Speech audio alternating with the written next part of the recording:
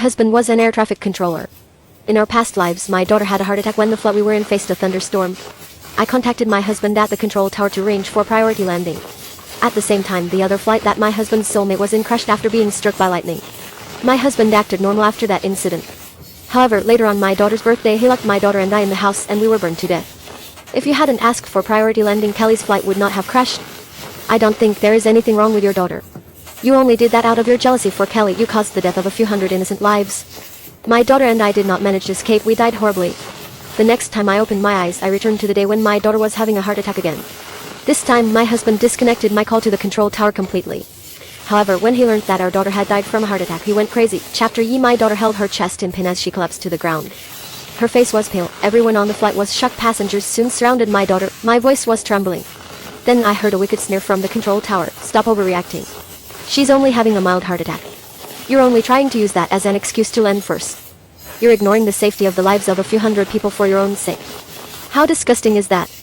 My heart sank when I heard that. It seemed that Justin Woods had been reincarnated as well. The burning yet torturing memories from my past life still lingered vividly in my mind. The pain in my soul attacked me as I breathed heavily. As I continued flying the plane, I replied, Justin, you don't understand your daughter's medical condition. How can you say that? Is she really going to? A buzzing sound was heard, and after some connection issues, Justin cut off my connection to the control tower. My co-pilot, Jeff Goodrich, said anxiously, Captain Davis, your daughter isn't doing well. My daughter's struggling breaths echoed in my ears. I tried to contact the tower again. However, another colleague's impatient voice was heard from the other end of the line. Captain Davis, Justin told us about everything. You're worried about the thunderstorm and wanted to land earlier, right? Why do you have to make up a lie that your daughter is dying? Everything must be done by the book. Stop calling. At the same time, I heard Justin's voice speaking with relief. Flight C-176 has landed successfully.